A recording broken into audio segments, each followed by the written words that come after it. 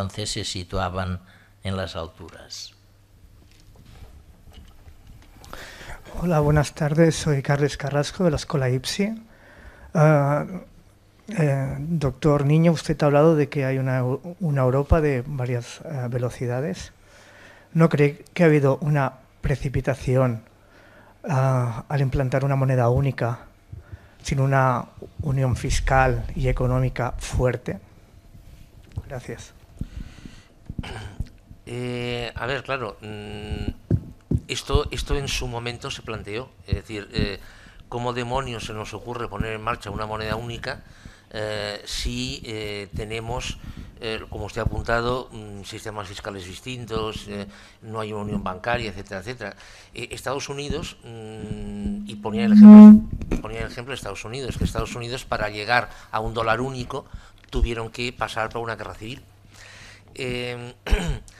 Lo que pasa, o sea que desde una perspectiva normativa, o sea, evidentemente fue absurdo poner en marcha el euro, o sea, esto por descontado.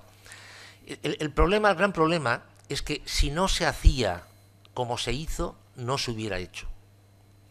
Es decir, yo bajo mi punto de vista, más que hubiesen distintos sistemas legales en los distintos países miembros del euro, que eso es un problema, evidentemente, que en parte estamos pagando. Para mí el principal problema es que todo el mundo entró a la vez. Es decir, el euro, no olvidemos que en un principio fue diseñado para los países de la antigua área del marco. ¿Se acuerda del área del marco? Bueno, fue diseñado para ellos. Lo que pasa es que se llegó a la conclusión de que un euro limitado a 6 países, pues la verdad es que tendría muy poco significado, tendría muy poca significación, más teniendo en cuenta que esos 6 países no formaban un área cerrada, sino que comerciaban con el resto, ¿no? Entonces se dijo, bien, vamos a hacer que en estos países se metan, o varios países se metan en esta área, y entonces el número sea mayor. Yo lo recuerdo que cuando empezaron a correr listas de los países que integrarían la futura área del euro, había 3 que no aparecían en ninguna lista, que eran Portugal, Grecia y España. Italia aparecía en algunas listas, en otras no. Entonces, claro, al final se llegó a la conclusión de que había que meter a todos, y a todos se nos metió. Yo pienso que lo que realmente hubiese sido deseable es que se hubiese puesto en marcha un euro al 100% limitado, y que posteriormente, a través de un proceso de seguimiento, un proceso de análisis, etcétera, etcétera, se hubiesen ido introduciendo más países de forma progresiva. Esto hubiese sido, yo pienso, lo ideal. Claro, los problemas que usted apunta, esto hubieran seguido existiendo, pero al menos se hubiera evitado el gran problema que ha tenido España, por ejemplo, de que no era competitivo vía productividad, y ahora está teniendo que producir esta devaluación interna para que pueda ganar algo de competitividad. A ver, yo pienso que el euro ha sido lo menos, y tal y como se puso en marcha, lo menos malo que se podía haber hecho. Claro, evidentemente esto quiere decir que una marcha atrás es absolutamente impensable, o sea, porque es al revés, o sea, cada vez tendremos más euro, más coordinación, etcétera, etcétera. Y una de las consecuencias de esta crisis, entiendo yo, es que esta coordinación se ganará. Es decir, ¿qué escenario monetario podemos pensar para el año 2030? Para el año 2030 podemos pensar en un escenario monetario en el cual las monedas nacionales pueden seguir existiendo o no, pero que habrá una moneda única de cuenta a nivel mundial. Con lo cual esto favorecerá el intercambio y eliminará problemas que ahora muestran las distintas monedas. Muy bien, tenemos tiempo para quedan un par de preguntas más y ahí. Aquí en primo. Sí, Silvia. ¿No? Hola, sí, ahora. Es una pregunta para... ¿Quién habla, por favor? Aquí. Es una pregunta para Santiago. Soy exalumno y probablemente futuro alumno suyo. Y nada, va un poco por por el tema de que hay mucha gente que dice que España tiene un problema de ingresos y no de gastos. Y bueno, yo no sé mucho, tengo 21 años y estoy aprendiendo aún. Y yo creo que España lo que tiene es un problema de gasto y que desde el inicio de la crisis ha aumentado una barbaridad el gasto, que habría que, bueno, se dice que estamos en una etapa de austeridad y de recortes. Yo creo, también demos opinión, si se puede recortar mucho más, yo creo que sí, sobre todo en temas pues como por ejemplo las subvenciones que están dedicadas a sectores ineficientes. ¿Y por qué España, creo, si no me equivoco, que se gasta el Estado 1.000 millones en asesores? Y si lo que voy a decir ahora tiene lógica, ¿por qué no se lo dicen estos asesores?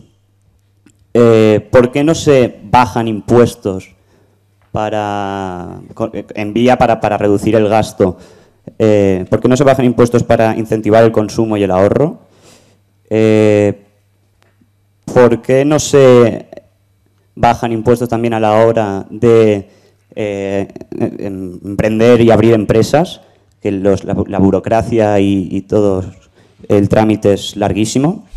¿Y por qué la gente dice que no se puede si en Irlanda es un país que ha entrado en bancarrota y ha tenido muchísimos problemas?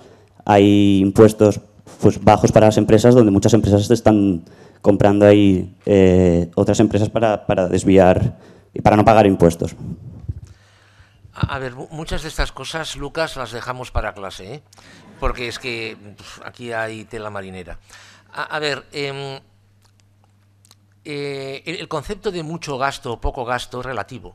O sea, por ejemplo, medido sobre PIB, España tiene un nivel de gasto que es de los más bajos de Europa, medido sobre PIB. El problema de España claramente es de ingresos. ¿Por qué? Porque gasto no solamente es el gasto público que podemos decir la sanidad o la educación o las carreteras. El gasto actualmente es ese gasto, más además los intereses de la deuda. España va a pagar este año cerca de 40.000 millones de euros en intereses de la deuda. Y por otro lado, la diferencia entre ingresos y gastos es de 7 puntos. Claro, la pregunta es, bueno, pues aumentemos los ingresos. Lo que pasa es que no hay actividad económica suficiente como para aumentar los ingresos. So pena, claro, que disparemos el IVA, cosa que evidentemente supongo que no le gusta a nadie. Con lo cual, ¿qué es lo que le va a pasar a España? España, la gran tragedia con la que se va a encontrar España es que España, por un lado, va a tener que recortar gasto, porque es prácticamente imposible aumentar impuestos en base a la actividad económica que hay, y luego por el otro lado tendrá que recortar gastos, teniendo en cuenta que sobre PIB tiene uno de los gastos más bajos de Europa. Claro, esto lo digo por si a quien se le ocurre preguntarlo esto. España tiene un nivel de fraude fiscal enorme. Las distintas estimaciones apuntan que va desde el 6% del PIB al 12%. Claro, la respuesta automática es, o el planteamiento automático es, persigamos el fraude fiscal.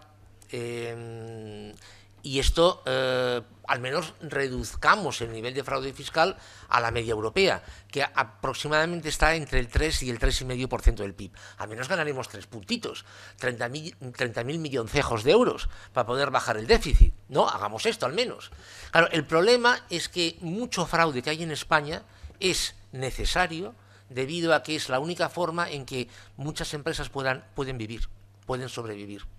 Con lo cual, claro, esto realmente es una partida de billar que hay que hacer una carambola a 6 bandas, y eso es prácticamente imposible.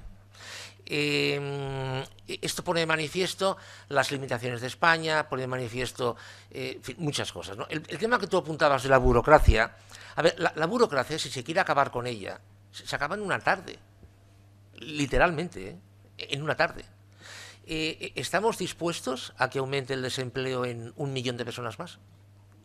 ¿Jugamos a esto? Jugamos, si jugamos, Pero claro, ya no solamente es el partido en el gobierno, es que ningún partido político se atreve a hacer eso. Con lo cual, esto tendrá que ser algo muy lento, progresivo, etcétera, etcétera, simplemente para llegar a un equilibrio, porque, insisto, España seguirá teniendo un nivel de gasto sobre PIB muy bajo, porque claro, en fin, hay lo que hay. Muy bien, nos queda tiempo ya a una última pregunta. Mi pregunta viene al hilo de que cuando el doctor Niño Becerra ha estado manifestando los pasos, las etapas para la transición del cambio de modelo, que estoy absolutamente de acuerdo, hay una que no deja de sorprender, que se debate con frecuencia, que es cómo se afronta la renta básica. ¿Cómo, que vamos a esto, cómo se financia? ¿Será objeto, y es una reflexión más que una pregunta, será objeto de posibles discriminaciones? ¿Será objeto de un gran hermano? Aquí la pregunta la derivo hacia el doctor Punset, en el sentido de que en su pensamiento socrático, ¿cómo se interpreta esto? Es decir, ¿qué discriminaciones conlleva? Y ligo con una pregunta que le han hecho al principio de todo, es decir, el resto de los países, el resto de las comunidades, los que no están en la Europa rica, los que no están en la Europa rica, ¿qué efecto producirá? Llamada, desaliento, rebelión. ¿Qué pasa con la renta básica? Estamos condenados a ir a esta, evidentemente, porque es la única forma de luchar con los desequilibrios que está produciendo en este momento en el mundo del empleo. Pero nos hemos pensado, y es una reflexión profunda, porque aquí ya no solo es técnica, sino que es más filosófica y ética en el fondo. Es decir, comportamiento de las personas ante esto, ¿qué efecto va a producir? ¿Cómo se va a financiar? ¿Estaremos en una lista negra de las personas apestadas de segunda categoría que son unos damnificados? Resulta gravísimo la conclusión. ¿Cuál es su parecer? Y sobre todo la que me interesa es la del doctor Punset con su pensamiento socrático. Bien, yo muy rápidamente, a ver, una de las personas que más saben sobre el tema de la renta básica es el doctor Daniel Raventós, que es un profesor de la Universidad de Barcelona. A ver, la renta básica no tenemos que preguntarnos si se va a implantar o no, o sea, se va a implantar porque no hay otra vía. La renta básica ya podría financiarse, o sea, ya podría ponerse en marcha, o sea, podría financiarse y se financia, porque claro, la renta básica no hay que olvidar que absorbe prestaciones que están por debajo de ella, ¿no? Bien, entonces, ¿qué pasará con ese efecto llamada que usted comenta? A ver, es que yo creo que la libre circulación de personas pura y simplemente se va a prohibir. O sea, yo pienso que de alguna forma, hago una caricatura, vamos a volver a los salvoconductos del siglo XVIII. Es decir, ¿por qué? Bueno, pues porque de alguna forma una zona tiene unas posibilidades y esas posibilidades están en relación con un equilibrio demográfico. Entonces, un aporte, una llegada de personas no necesarias, desde un punto de vista profesional, laboral, etcétera, etcétera, implica unos desajustes con unos efectos absolutamente dantescos, ¿no? Yo pienso que esto se va a regular, pero se va a regular muy bien. Lo que pasa entonces es que algunos como yo vamos a huir a las planicies que están lejos de la llanura estatalizada en donde ocurre todo eso a que se refiere Santiago, ¿no? Y qué me hace pensar que seremos algunos más los que huyamos a las planicies más altas, lejos del mundo estatalizado, esclavizado y lleno de encombros. Yo creo que es la naturaleza humana, ¿no? Nuestra propia naturaleza. Muy bien, pues para mí me queda claro, Santiago, que seguimos en la lenta pero continua progresión